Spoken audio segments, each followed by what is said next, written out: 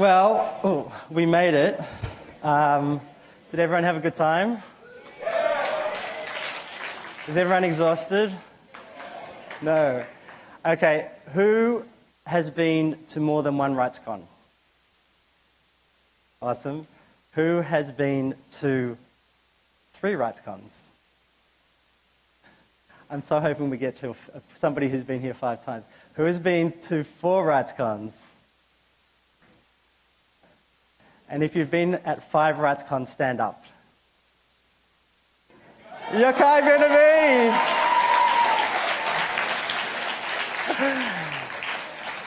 3 times in San Francisco, once in Manila, and once in Rio. Okay, so, it's been an absolutely incredible experience for me. One of the things that I wanted to do first is to thank the sponsors who've enabled this conference to happen. So thank you very much to the sponsors, many of whom are in the room. I've been thinking a lot about why I think this conference is a little bit special, and obviously there's a lot of work and a lot of heart and head that goes into this event. There's sort of moments at the conference, for me anyway, where it's sort of I have a shift in the way that I have thought about something, and I think about something in a new way, or I have a jolt which influences how I'm going to approach a new tactic, a new strategy, or a new practice. And then sometimes it's just a conversation that actually I found turns into a partnership. And for me, that happened actually yesterday. I went to the Digital Disabilities panel, and we spent a lot of time, obviously over the last couple of months, bringing people from all around the world. I mentioned, can we put that slide back for a sec before we go back? Thank you. So I went to the digital disability session, and there was people there who we had brought from Indonesia, and there were many people who applied to attend and people who we funded to attend, which was absolutely fantastic. And I sat in the panel, and Valentina was there from Indonesia, who was just an email address, and suddenly she was a person. And she was next to Habden Girma, who is blind and deaf. And we went around the room, and when I spoke, her assistant Alex was sitting next to her. He typed in what I said, and then via Bluetooth it went to the laptop on the Braille laptop on her computer, and she spoke back to me in pitch perfect English. And I said to her, how's the technology platforms that you operate on? And through the process, through Bluetooth, she came back and she said, we use Facebook all the time, we update our status, we actually communicate and coordinate on Facebook and on Twitter. And I said, are they doing a good job? She said, yeah, it's kind of okay. And I said, do you know anyone at Facebook or Twitter? And she's like, no. So I emailed the guys from Facebook and Twitter and said, hey, would you like to meet this amazing woman working on disabilities? And within 15 minutes, Facebook was outside the session. Andy and Matt and the guys at Twitter said they would come as well, and that conversation happened. And I was a little disappointed that Twitter wasn't there, and then when I was reading Twitter looking at Twitter this morning, I saw this. And @policy is actually @Twitter policy. There's Valentina and Habden on the right, and the guys from Twitter on the left, and Alex, her assistant over there. So that was my moment where I was just like, hey, this is these conversations, these communications, these connections that would never, ever have happened. I'm hoping that all of you have had some form of that experience, and who knows, as it will roll out. Normally in the closing ceremony of RightsCon, we kind of try to look at some of the outcomes, and at this point I wanted to actually introduce to you the awesome Access Now team who are going to run through a couple of things that happened throughout the last couple of days. So if I could bring you guys on, that would be awesome. If we could have a rousing round of applause for this amazing team.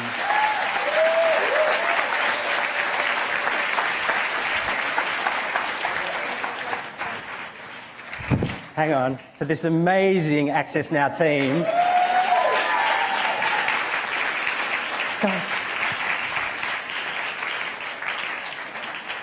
The reason why there's delay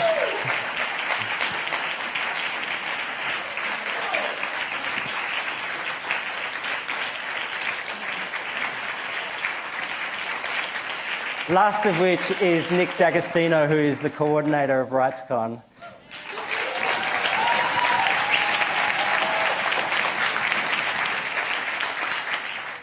So, you guys, what have you seen in terms of the outcomes of the conference or your personal things? You just got a minute each. Yeah, so hi guys, I'm Javier. I work policy for Access Now in Latin America. And I want to focus on Latin America, of course, it's like my region. And well, deciding on one outcome is really hard. There are so many, right? But just for the sake of an example, I will just say that, for instance, several Brazilian activists here heard about a dangerous package of 8 bills that are going to be pushed into the House of Representatives in Brazil. And we held an emergency session. Different groups there got together, and that practically in the same session that you're going to see it recorded in the YouTube channel, they came up with a strategy and a declaration, and now that's being shared. So that's probably one of the things that shows us the power of convening, getting together and strategizing. So you can find that in the webpage of Access Now, in the webpage of Internet Lab, Article 19, ITS Rio, Intervoces, and all the groups that were, and CTS, all the groups were involved. So yeah, that's my favorite outcome for today.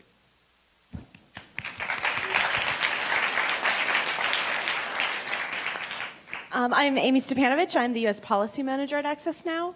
One of the things that I kept hearing a lot about was encryption. And that might be because we spent, a lot of us the first day in here really delving deep into that issue. We had some of the best participants, and we really worked them hard. We had great session leaders. I see Rihanna, I see Kevin, I see Christian, really wonderful people leading these conversations. And we came up with 4 different outcome documents from that on the cost of encryption, mandates, the benefits of encryption, ways to encourage other companies to adopt and to promote encryption. And those are all going to go up on the Crypto Summit website, and we're going to keep moving forward to push against bad government laws and for good policies. Oh, and who's that? And this is my pet. His name is BB-8. Hi, so I'm Daniel. You maybe saw me at the Digital Security Clinic with the rest of the helpline team. So we managed to get over 50 consultations during the 3 days of the conference. We had everything coming on, so people asking for assistance, coming saying, hey, I know I need help. I don't know what I need. Can you help me? So awesome connections. It was finally the time for us to put a face in many people we have been working, many awesome people that we have been connecting with. So it's really an opportunity to interact with this community. We have, for example, people coming out of a session in the demo room saying, hey, I've just heard about this cool tool. Can you help me? It's that connections, that interactions between this community that is going to make us great, and it's going to make us grow even more. So thank you, everyone, for being here.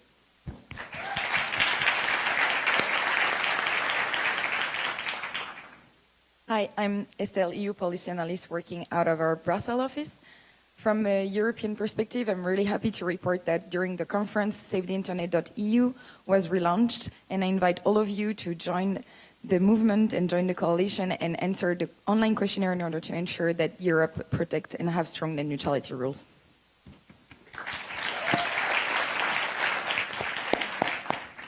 Hi, I'm Ramanjit Singh Jima. I'm Access's Director of Global Public Policy.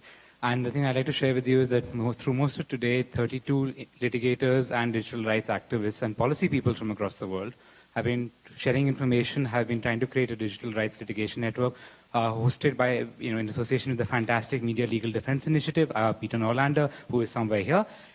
We've had people, and right there, we've been just sharing the challenges that litigators, not just in the US or in Northern Europe, but litigators in South America, in Central America, in Southern Africa, South Asia, and East Asia. They're all fighting incredible battles. They're all trying to share information in the next rounds of fights. You're going to see judgments in the next few months on things from data retention to surveillance law, from Mexico to cases in Hong Kong to elsewhere. We're trying to see how we can empower and support the next range of these challenges, but also make sure that we work together with you, the community, technologists, activists, and people who are directly lobbying government and policymakers to make sure that the courts can be the last bastion and sometimes the first bastion for digital rights. And we hope to be able to do more in the next few months.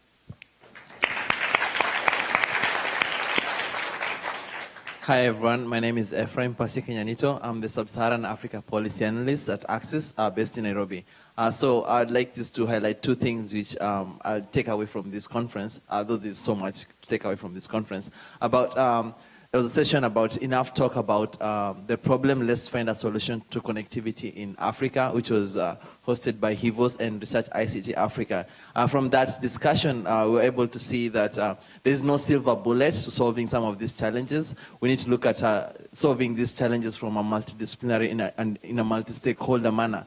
Another discussion that I would like to take into consideration is about data mining that was hosted by PIN Nigeria. This is in the wake of various biometric initiatives across Africa, and that very few data protection laws, looking at dealing with these in a way that respects human rights. And from that discussion, we were able to try and brainstorm ways to support each other to ensure that our governments, our companies, and we ourselves, as we handle data for the population, for the local internet user, that it is held in a way that it respects the human rights. So that is a start of a conversation, and I'm excited on the next phase on how we can take this going forward. Thank you very much. Hi, I'm Hassan Selmi from Tunis. I'm part of the helpline team. I was participating in this summit with people from Tunisia, and as Tunisian, we were telling other people about our newborn democracy in Tunis, and we were telling them how much it's important to not only support us, but support our model to be translated to our neighbors, to transit democracy to our area, and technology as well. Thank you.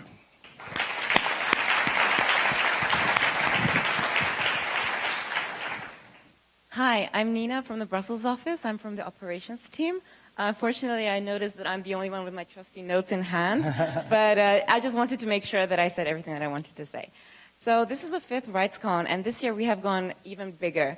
This year we have had over 250 sessions. We had 10 parallel sessions going on at the same time at any given time, and we have had over 1,000 participants from over 70 countries.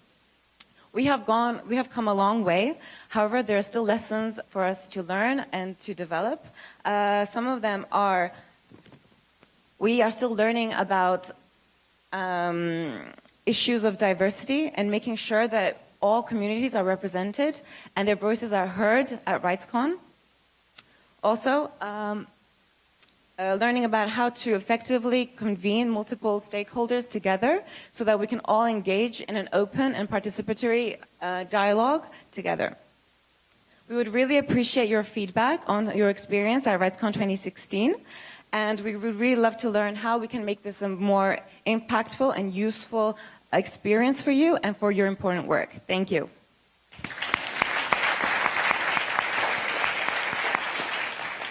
I'm Kim. I'm part of the helpline based in New York.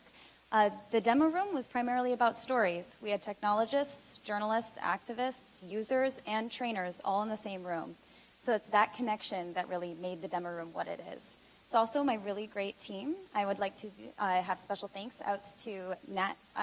Where is Nat? Let him stand up. He's here. Yep. Nat Meisenberg. And yep. From OTI. We also have Josh King, but I think he might have stepped out. OTI as well. Colin Sullivan from Benetech. And, of course, my colleague and co-chair, Rogelio Lopez. one final note. Trainer Fest was an amazing success, and that is partly due to Nicholas Saraleva. Is he here? From Internews? Yeah? Once again, thank you so much.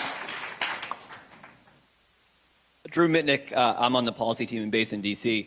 So it wasn't that long ago that we would have conferences that would focus on cybersecurity, and you'd talk about military approaches, and you would talk about critical infrastructure, and you would have human rights conferences, which would be totally separate. But I think we saw an entire conference full of people who could have sophisticated conversations about cybersecurity and do it in a way that they were considering the human rights impact and thinking about it from a human rights framework. And I think that's really an amazing achievement that we've gotten this far. So I'll just say go on in cyber.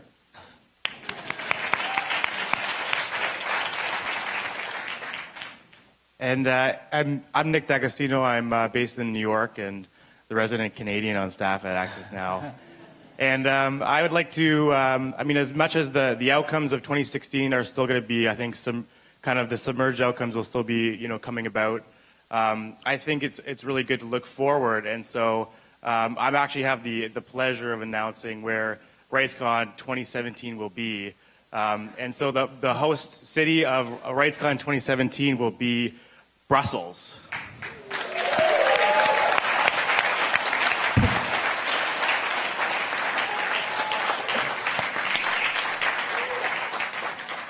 Which is excellent. I mean, and so there's many really good reasons why, you know, we're bringing it to Brussels. And I think the first reason is, you know, Europe and Brussels is a international hub for so many, you know, global policies, and really they're really the decision makers for a lot of global policies. Everything from net neutrality to data retention, data protection, and trade laws. And so I think that we want to really bring the global civil society, you know, back and make sure that they have and